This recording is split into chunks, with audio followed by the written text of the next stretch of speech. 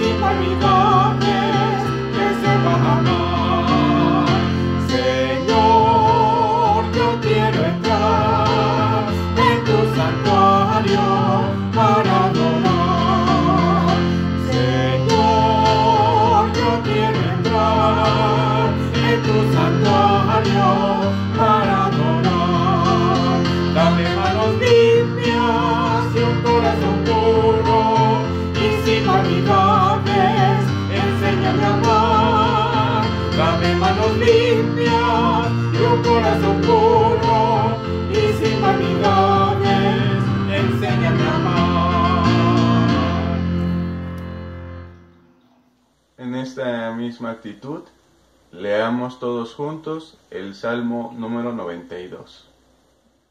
Alabanza por la bondad de Dios. Salmo, cántico para el día de reposo. Bueno es alabarte, oh Jehová, y cantar salmos a tu nombre, oh Altísimo. Anunciar por la mañana tu misericordia y tu fidelidad cada noche, en el decacordio y en el salterio, en tono suave con el arpa. Por cuanto me has alegrado, oh Jehová, con tus obras, en las obras de tus manos me gozo. Cuán grandes son tus obras, oh Jehová, muy profundos son tus pensamientos. El hombre necio no sabe, y el insensato no entiende esto. Cuando brotan los impíos como la hierba, y florecen todos los que hacen iniquidad, es para ser destruidos eternamente. Mas tú, Jehová, para siempre eres altísimo. Porque he aquí tus enemigos, oh Jehová, porque he aquí perecerán tus enemigos. Serán esparcidos todos los que hacen maldad. Pero tú aumentarás mis fuerzas como las del búfalo. Seré ungido con aceite fresco. Y mirarán mis ojos sobre mis enemigos. Oirán mis oídos de los que se levantaron contra mí, de los malignos. El justo florecerá como la palmera, crecerá como el cedro en el Líbano. Plantados en la casa de Jehová, en los atrios de nuestro Dios florecerán. Aún en la vejez fructificarán, estarán vigorosos y verdes, para anunciar que Jehová mi fortaleza es recto, y que en él no hay injusticia. Inclinemos nuestros rostros para orar. Padre amado, cuántas gracias te damos porque nos permites participar en este culto. Te pido que en este culto todo sea para tu agrado, para tu alabanza, para tu gloria y honra. También te pedimos que los que estamos siendo partícipes podamos ser edificados más, que podamos aprender más de tu palabra y que podamos alabarte en cada instante de nuestras vidas.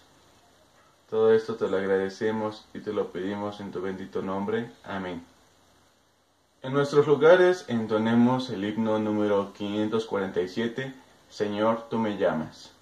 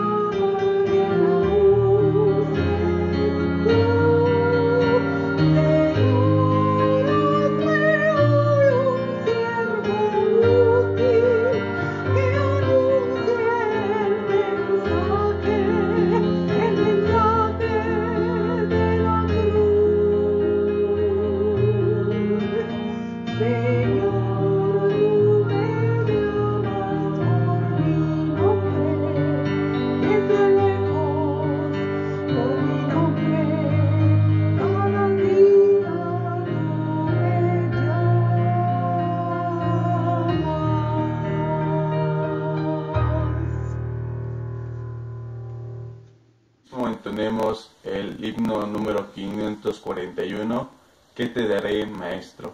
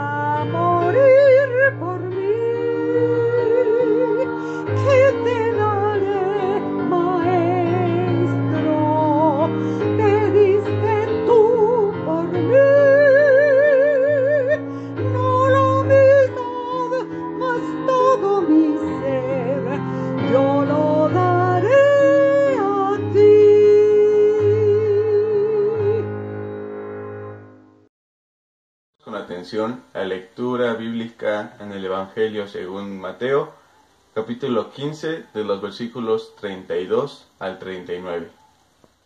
Alimentación de los 4,000. Y Jesús, llamando a sus discípulos, dijo: Tengo compasión de la gente, porque ya hace 3 días que están conmigo y no tienen qué comer, y enviarlos en ayunas no quiero, no sea que desmayen en el camino. Entonces sus discípulos le dijeron: ¿De dónde tenemos nosotros tantos panes en el desierto para saciar a una multitud tan grande? Jesús les dijo: ¿Cuántos panes tenéis? Y ellos dijeron: 7 y unos pocos pececillos. Y mandó a la multitud que se recostasen en tierra. Y tomando los 7 panes y los peces, dio gracias, los partió y dio a sus discípulos, y los discípulos a la multitud. Y comieron todos y se saciaron, y recogieron lo que sobró de los pedazos, 7 canastas llenas. Y eran los que habían comido 4,000 hombres, sin contar las mujeres y los niños. Entonces, despedida la gente, entró en la barca y vino a la región de Magdala. Es el tiempo de la oración a cargo del presbítero Pedro Arcos. Muy buenas tardes, mis queridos hermanos. En esta tarde vamos a tener nuestra oración. Vamos a tener momento de oración. Y vamos a hacer pues esta oración primeramente por las conferencias que vamos a tener el 26 y 27 y el 28 de noviembre. Cada año realizamos pues esta conferencia sobre las misiones y vamos a orar por los expositores, por los conferencistas y la predicación de la palabra.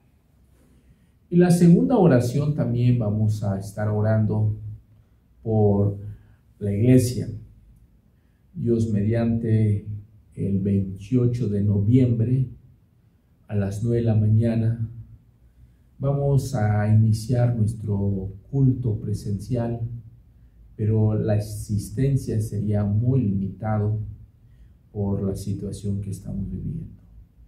Pero también nuestros cultos van a seguir transmitiendo en el internet, en YouTube, y vamos a seguir trabajando así.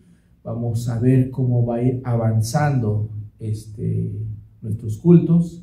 Hay que ponerlos en las manos de nuestro Dios para que nuestro Dios nos siga ayudando, cuidando. Y vamos a orar, mis queridos hermanos. Señor Jesús,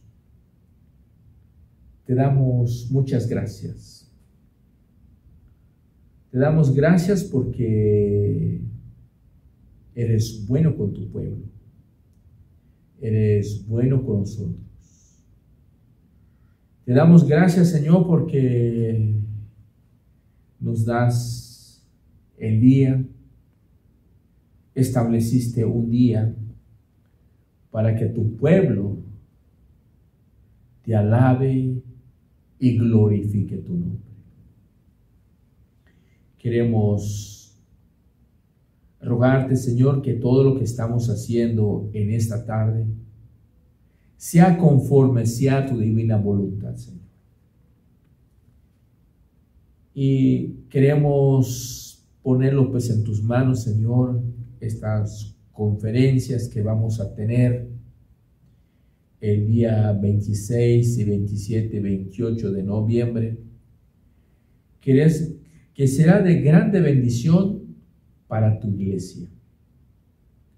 Te rogamos, Señor, que tú los bendigas a los expositores, porque sabemos que todo el tiempo, Señor, necesitamos ser instruidos para que vayamos conociendo día a día cuál es nuestra tarea, cuál es nuestro trabajo que tenemos que hacer, Señor.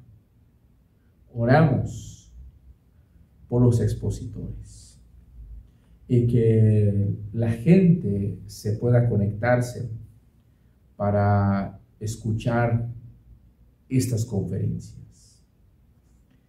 De la misma manera, Señor, queremos orar por la iglesia Berinte. Sabemos, Señor Jesús, que también hay necesidades, hay preocupaciones, hay dificultades, hay problemas, hay enfermedades, hay falta de economía, falta de recursos. Acudimos a ti, Señor, porque dice tu palabra, orad sin cesar. Entonces estamos en comunión contigo, Señor. Estamos orando, poniendo pues en tus manos, Señor, por las necesidades que tiene tu pueblo, Señor. Muchas veces quizás pues no lo expresamos públicamente, pero tú eres un Dios omnisciente y omnipresente y que conoces las necesidades que tiene tu pueblo. Así de la misma manera oramos por nuestras misiones, que también están pensando, buscando cuándo van a iniciar pues sus cultos, Señor. Te rogamos, Señor, que tú nos ayudes, que tú nos bendigas y que podamos tomar la mejor decisión, Señor. Sabemos pues que esta enfermedad sigue, Señor, pero Padre, queremos rogarte que tú nos des conocimiento para que lo podamos hacer de acuerdo a tu palabra, de acuerdo pues a tu voluntad, Señor. Te rogamos, Señor, que durante esta semana que inicia, que tú nos guardas, que tú nos protejas, que guardas a tu pueblo, Señor Jesús, en donde quiera que vaya o donde quiera que estén, Señor. En el nombre de nuestro Señor Jesucristo, te damos la honra y la gloria. Amén. Cada uno dé como propuso en su corazón, no por tristeza ni por necesidad, porque Dios ama al dador alegre. Es el tiempo de las ofrendas, hermanos, y recordemos que podemos participar en esta alabanza depositándolas en el número de bancario que aparece ahora en pantalla. Oremos, hermanos. Padre bendito, cuántas gracias te damos porque tú nos provees de todo lo que tenemos. En esta acción de gracias te queremos alabar entregándote una parte de lo que tú nos has dado. Haz que estas ofrendas sean para alabarte, glorificarte y sean administradas conforme a tu voluntad, Señor. Te agradecemos esto en tu bendito nombre. Amén.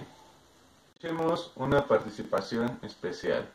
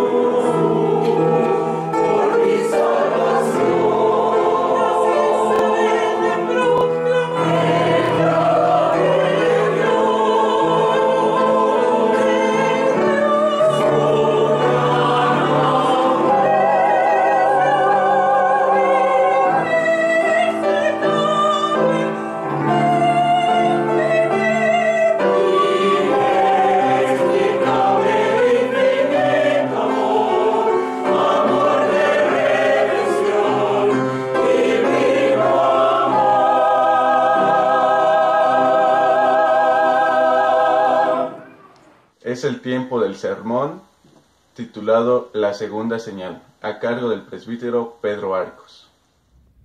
Mis queridos hermanos, vamos a a seguir estudiando el Evangelio de Juan.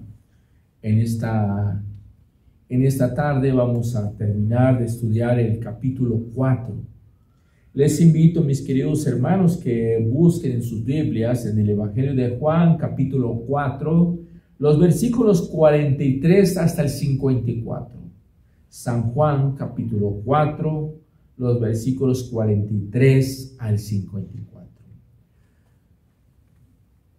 Yo le voy a darle lectura y ustedes sigan con su vista. Dice de esta manera: 2 días después salió de allí y fue a Galilea, porque Jesús mismo dio testimonio de que el profeta no tiene honra en su propia tierra.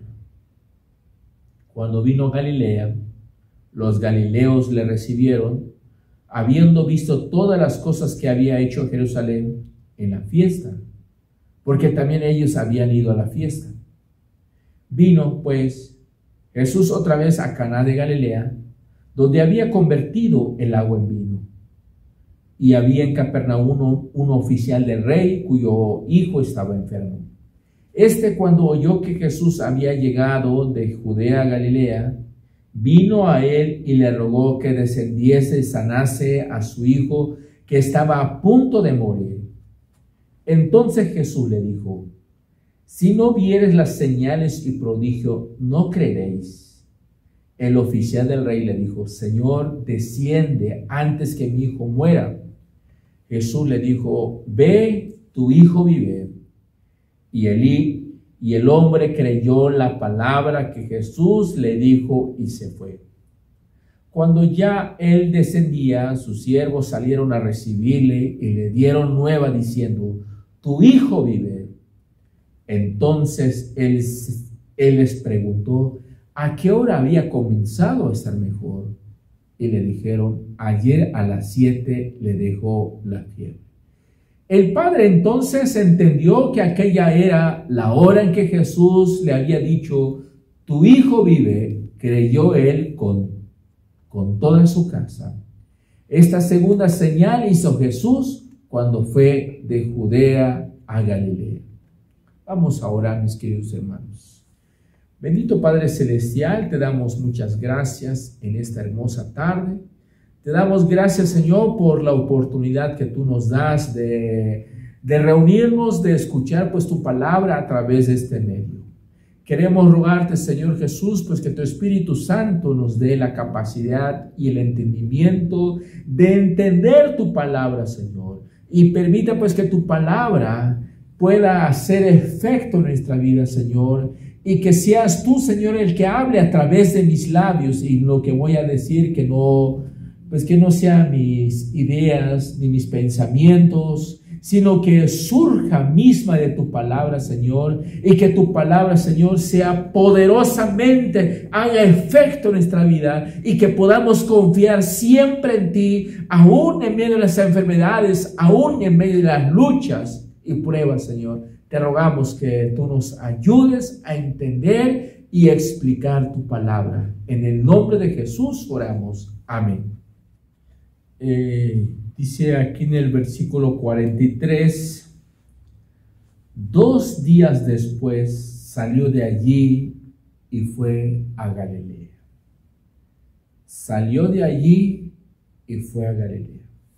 En los últimos pasajes hemos considerado algunas de las cosas que Jesús hizo en Jerusalén durante la fiesta de la Pascua y también su visita que realizó en Samaria.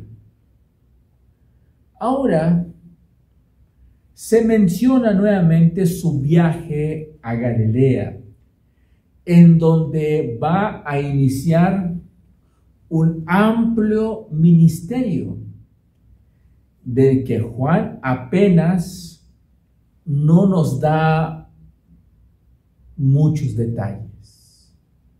Los otros 3 evangelistas explican ampliamente. Debemos recordar que el Evangelio de Juan fue escrita a la segunda generación de los cristianos. Y Juan quiso evitar repetir aquellos sucesos de la vida del Señor, ya que habían sido ya relatados por los otros evangelistas. En cualquier caso, lo importante de todos estos viajes de nuestro Señor Jesús es que poco a poco se va revelando a círculos cada vez más amplios. Y dice aquí en el versículo 44, porque Jesús mismo dio testimonio de que el profeta no tiene honra en su propia tierra. La razón por la que Jesús tomó la decisión de ir a Galilea nos puede parecer un poco misterioso, porque Jesús mismo dio testimonio de que el profeta no tiene honra en su propia tierra. Ahora bien, antes de pensar en lo que quería decir con esta frase, es necesario que consideremos a qué se estaba refiriendo el Señor Jesús cuando dice su propia tierra. Todos sabemos que Jesús había nacido en Belén de Judea, pero nunca vemos a lo largo de los evangelios que él volviera allí, ni tampoco consideraba aquel lugar como su ciudad. Por el contrario, él se había criado en Nazaret, al norte del país, en Galilea, y llegó a ser conocido como Jesús Nazareno. Eso lo vemos en el Evangelio de Juan capítulo 18, verso 5, o Jesús, el hijo de José de Nazaret, Juan 1:45. Y cuando Jesús comenzó su ministerio público, se trasladó a Capernaum, también en Galilea, desde donde estableció su base de operaciones. Por lo tanto, podemos decir que su propia tierra no se refería al lugar de su nacimiento en Belén, sino a la tierra de Galilea, primero en Nazaret y luego en Capernaum. Podemos preguntarnos quizás en este momento, ¿por qué tomó Jesús la decisión de regresar a Galilea en este momento de su ministerio público? Realmente puede parecer quizás un poco extraño que después de la popularidad que había llegado a tener en Jerusalén, lo vimos en el capítulo 2, verso 23, en Judea, en capítulo 4, 1 al 3, lo abandonará todo para regresar nuevamente a Galilea, una zona en todos los sentidos estaba lejos del área de influencia del judaísmo. Allí no había ninguna posibilidad de progresar si su intención era llegar a ser alguien importante a nivel nacional. Sin duda el Señor sabía todo esto.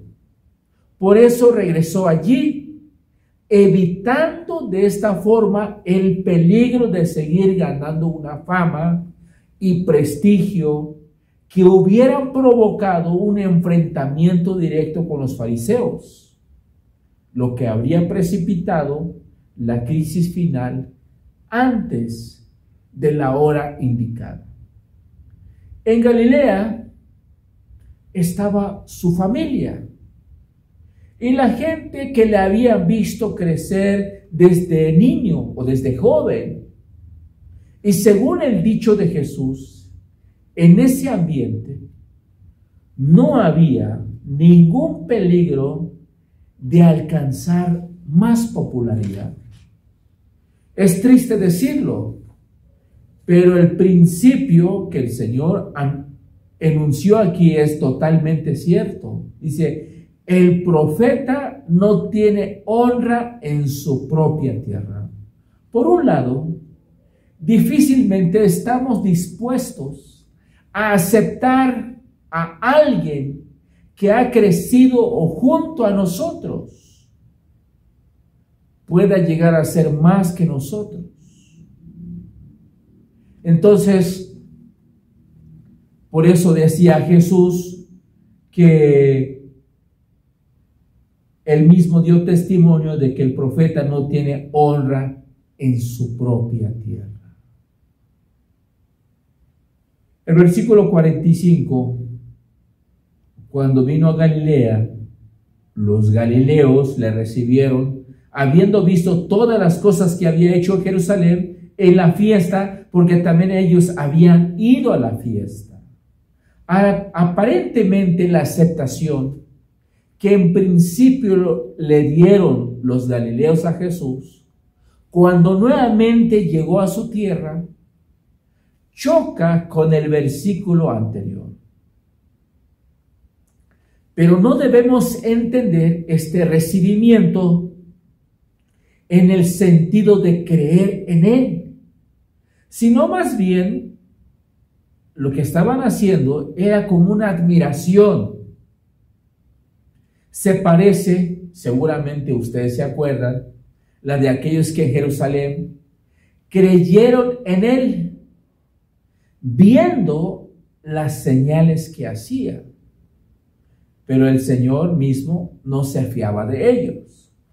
Podemos decir que todos ellos eran personas que habían quedado impresionados por sus milagros, pero que no entendían ni aceptaban quién era el de verdad. Por eso Jesús no se fiaba de ellos.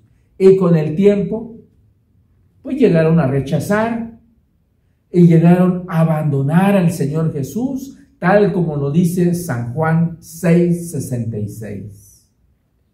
En el versículo 46 dice, había en Capernaum un oficial del rey cuyo hijo estaba enfermo.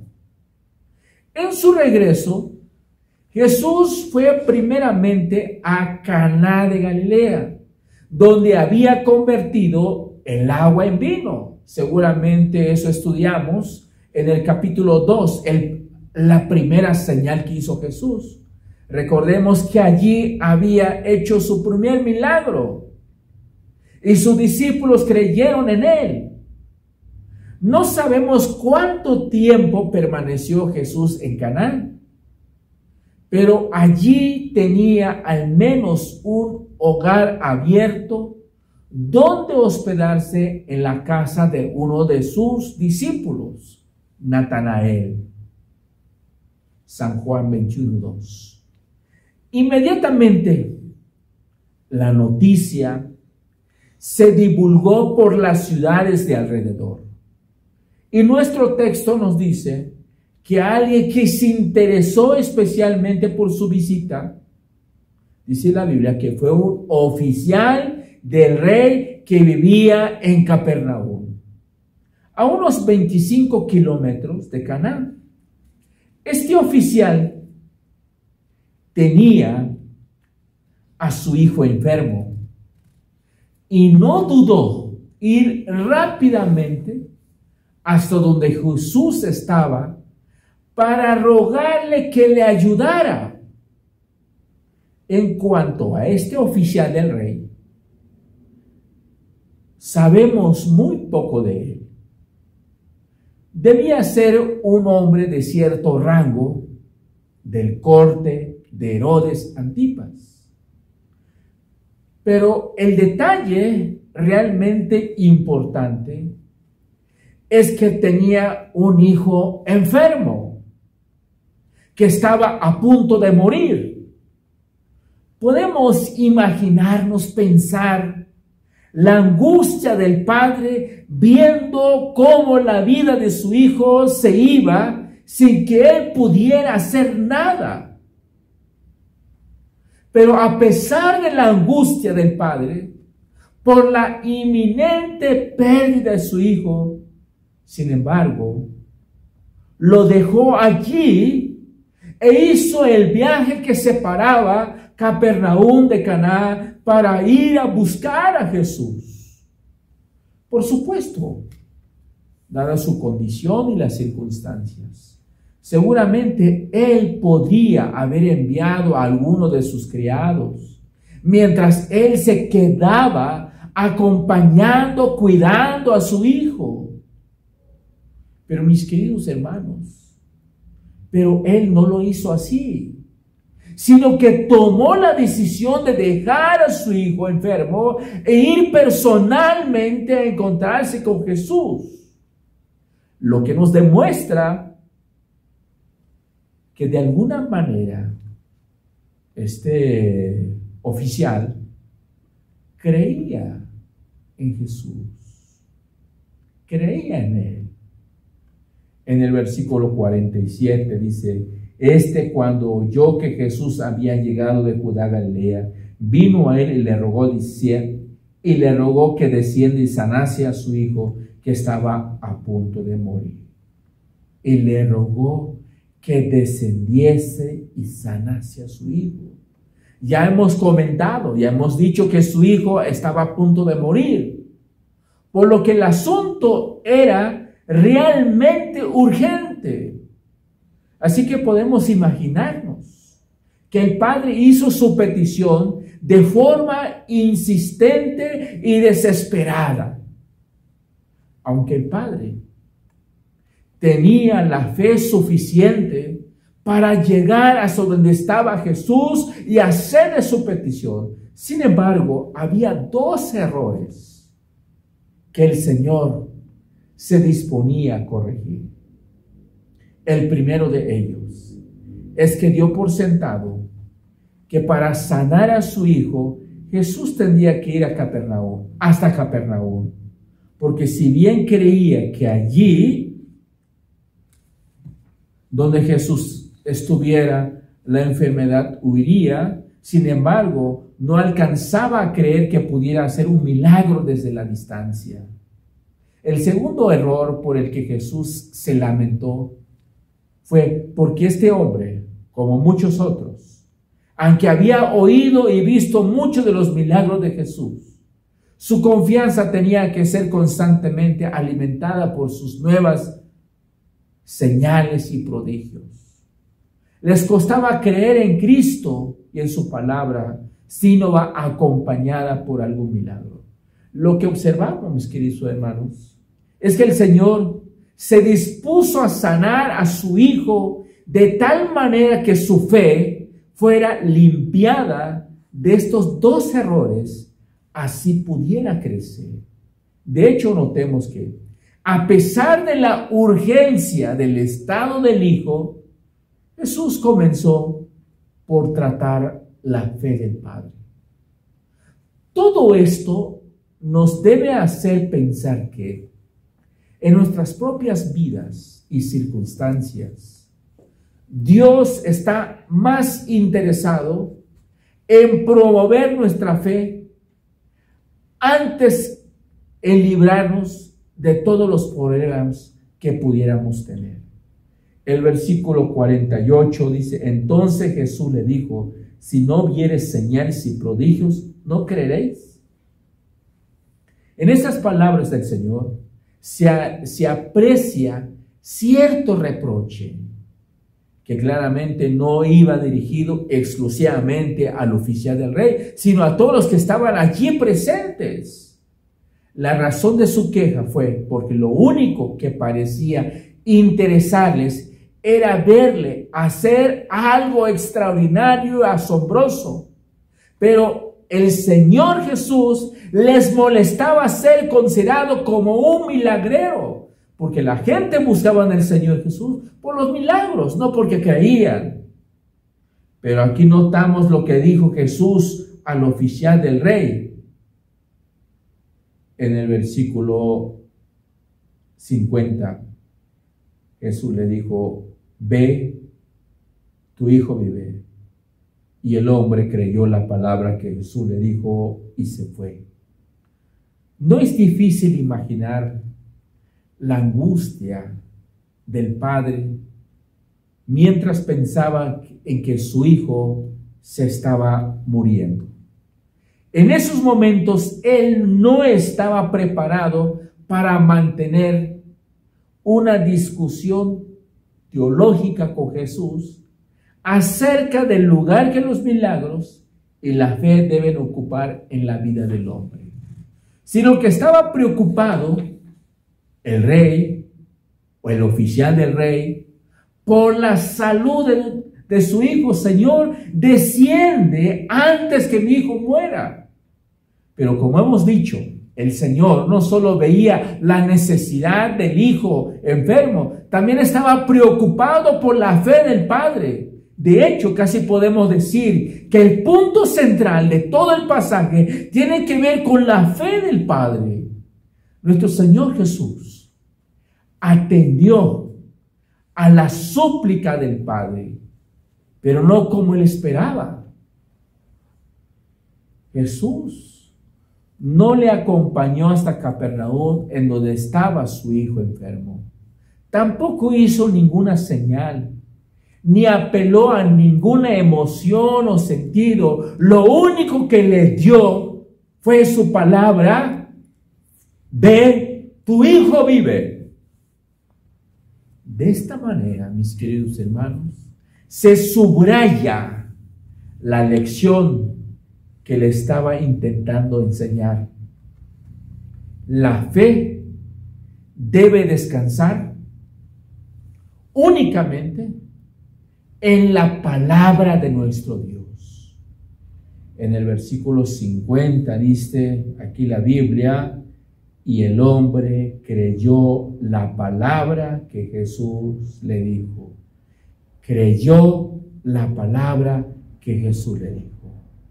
Habiendo llegado a este punto, es importante que nos preguntemos cuál era el contenido de la fe de este padre. Inmediatamente notamos que fue la palabra que Jesús le dijo. Por supuesto, su fe verdadera no consiste en creer cualquier cosa. Eso fácilmente puede ser superstición. Hay que aclarar que desde una perspectiva bíblica, la fe de Dios espera de nosotros debe estar basada en su palabra revelada. Esta es la razón por la que Pablo afirma lo siguiente en Romanos 10:17. Así que la fe es por el oír, y el oír por la palabra de Dios. Como vemos, hay una estrecha relación entre la fe y la palabra. Y dice aquí en el versículo 50, y se fue. O sea, en la parte final dice: Jesús le dijo, ve, tu hijo vive. El hombre creyó la palabra que Jesús le dijo y se fue. Volviendo al caso del oficial del rey, vemos que aunque Jesús no quiso acompañarle hasta Capernaum, tal como éste le había pedido, sin embargo, el oficial del rey quedó satisfecho con su palabra del Señor y no discutió. Así que se puso en camino, se fue, demostrando por su obediencia que su fe era real. Por eso, cuando el padre obedeció la palabra del Señor, emprendió nuevamente el viaje de regreso a Capernaum, estaba dando un gran paso en su crecimiento espiritual. Estaba confiado en la palabra de Jesús sin haber visto ningún milagro. Y de esta manera iba a comprobar que cuando se tiene la palabra de Jesús, no es necesariamente su presencia física. Entonces en el versículo 51, Cuando ya él descendía, sus siervos salieron a recibirle y le dieron nueva diciendo: tu hijo vive. Los siervos del oficial notaron la súbita mejoría del enfermo y no tuvieron paciencia para aguardar la llegada del padre, sino que le salieron al encuentro. Entonces el padre averiguó en qué momento el niño había comenzado a estar mejor y vio que había tenido lugar a la misma hora en que Jesús había dado su palabra. Y la conclusión inevitable a la que llegó es que la sanidad repentina de su hijo había tenido que ver directamente con la palabra dada por el Señor Jesús. Y ahora el evangelista Juan agrega que creyó él con toda su casa. Es cierto que el Padre ya había creído, pero lo que nos está dando a entender es que después de esta experiencia su fe había llegado a ser mucho más profunda, mejor fundamentada. Tenía nuevas evidencias que le hacía mucho más segura, y su conocimiento de quién era Jesús era totalmente nuevo. Entonces, aquí en el versículo 54, esta segunda señal hizo Jesús cuando fue de Judea a Galilea. Mis queridos hermanos, debemos tener fe al Señor Jesús. Tenemos que confiar al Señor Jesús en medio de las adversidades que enfrentamos, en que vivimos. Tenemos luchas, tenemos pruebas, falta de trabajo, falta de economía. Tenemos que aprendernos a dependernos, a confiar en el Señor, que el Señor tiene el control de todas las cosas. Dios les bendiga, mis queridos hermanos. Recibamos la bendición y posteriormente entonemos el himno número 430, a Dios el Padre Celestial, como doxología. Recibid la bendición, mis queridos hermanos, y que la gracia de nuestro Señor Jesucristo, el amor de Dios el Padre y la comunión del Espíritu Santo sean con todos vosotros, hoy y siempre. Amén. Thank you.